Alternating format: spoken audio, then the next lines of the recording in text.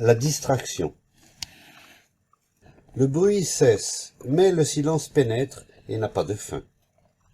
On peut se protéger du bruit, mais on est sans défense contre le silence. On ne peut lui résister. Le bruit éloigne toute chose, il exclut et isole. Le silence appelle et retient toute chose.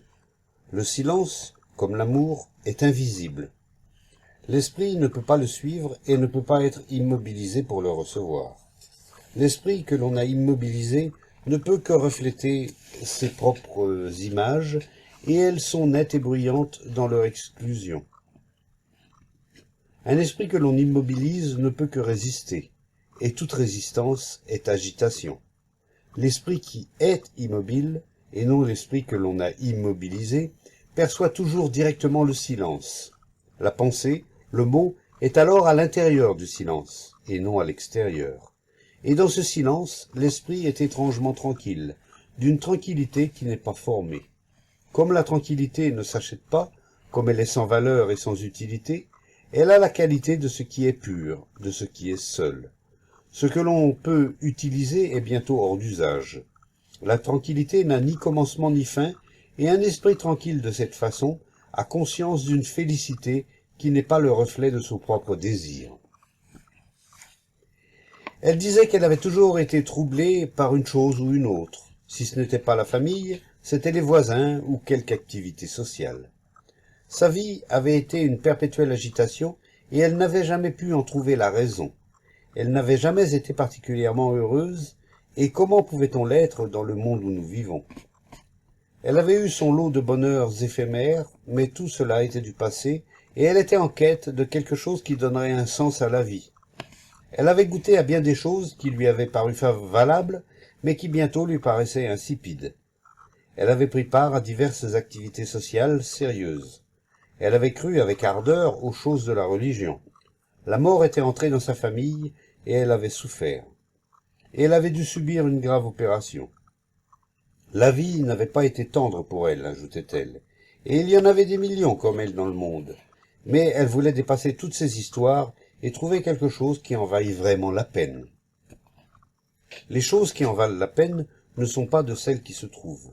On ne peut pas les acheter, elles doivent arriver, et on ne peut pas les faire arriver par l'effet de la volonté ou du calcul. N'est-il pas vrai que tout ce qui a une signification profonde arrive toujours sans qu'on fasse rien pour cela? Ce qui est important, ce n'est pas ce que l'on trouve, mais le fait que cela arrive. Il est relativement facile de trouver, mais que cela arrive est une toute autre affaire. Non que cela soit difficile, mais le besoin que nous avons de chercher, de trouver, empêche que cela arrive. Pour trouver, il faut perdre. Vous devez avoir pour perdre. Posséder ou être possédé, ce n'est jamais être libre de comprendre. Mais pourquoi avez-vous toujours connu cette agitation? Vous êtes-vous jamais posé cette question? J'ai essayé, mais sans jamais aller au fond de la chose. Il y avait toujours quelque chose pour me déranger et me distraire. Alors c'est simplement que le problème n'était pas vital pour vous. Lorsqu'il y a un problème vital, il n'y a pas de distraction. La distraction n'existe pas. La distraction implique un centre d'intérêt, dont l'esprit s'écarte. Mais s'il y a un centre d'intérêt, il n'y a pas de distraction. Lorsque l'esprit vagabonde d'une chose à une autre, d'un sujet à un autre, ce n'est pas de la distraction, c'est la fuite devant ce qui est. Nous aimons vagabonder et nous éloigner parce que le problème est tout proche. Nous errons de ci de là pour avoir quelque chose à faire, pour être occupés, par des soucis ou par du bavardage. Et quoique ce vagabondage soit souvent douloureux, nous le préférons à ce qui est. Voulez-vous sérieusement aller au fond de la chose, ou jouez-vous simplement avec votre problème? Je désire vraiment aller au fond des choses, c'est pour cela que je suis venu. Vous êtes malheureuse parce qu'il n'y a pas de source pour alimenter votre puits, n'est-ce pas? Il vous est peut-être arrivé d'entendre le murmure de l'eau sur les pierres, mais maintenant la rivière est à sec. Vous avez connu le bonheur, mais il n'a cessé de reculer. C'est toujours une chose du passé. Est-ce cette source que vous souhaitez trouver? Et pouvez-vous la trouver, ou devez-vous la rencontrer à l'improviste? Si vous saviez où elle se cache, vous trouveriez le moyen pour parvenir jusqu'à elle. Mais comme vous ne le savez pas, il n'y a pas de chemin pour vous y conduire. Savoir, c'est empêcher la chose de se produire. Est-ce là l'un de vos problèmes? Oui, c'est exactement cela. La vie est triste et ne crée rien. Et si cela pouvait arriver, on ne demanderait plus rien. Avez-vous peur de la solitude? Non, ce n'est pas cela. Je sors me promener ou je m'assois tranquillement jusqu'à ce que la solitude cesse. D'ailleurs, j'aime être seul. Nous savons tous ce que c'est que d'être seul. Un vide douloureux, terrifiant, et qui ne peut être apaisé. Nous savons aussi comment lui échapper, car nous avons exploré toutes les avenues qui nous permettent de fuir. Certains s'en tiennent à l'une de ces avenues, et d'autres continuent à explorer. Mais aucun de ces moyens d'évasion n'est en relation directe avec ce qui est.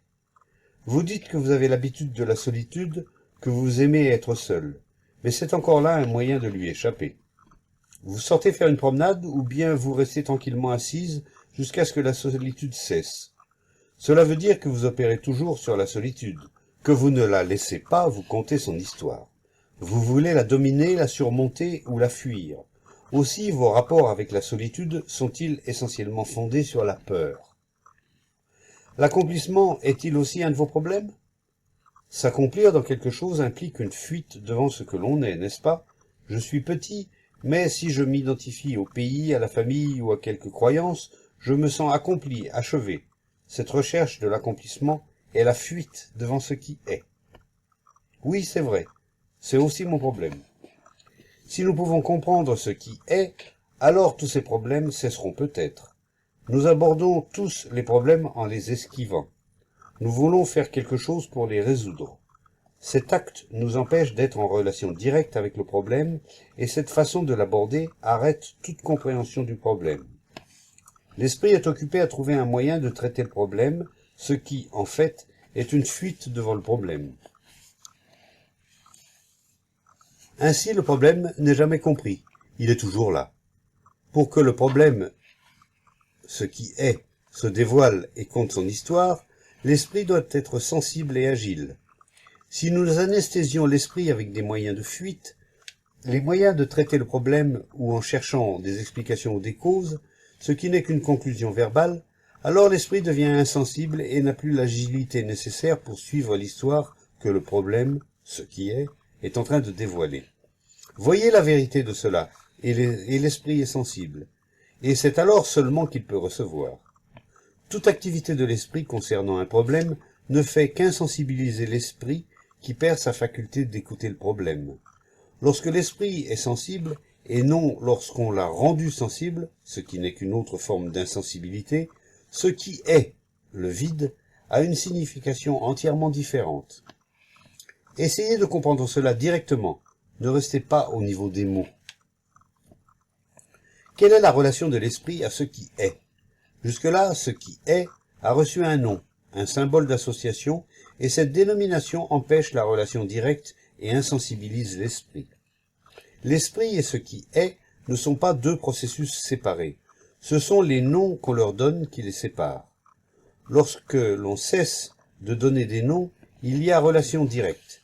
L'esprit et ce qui est ne font qu'un. Ce qui est, maintenant, l'observateur lui-même, en l'absence de tout nom, et c'est alors seulement que ce qui est transformé.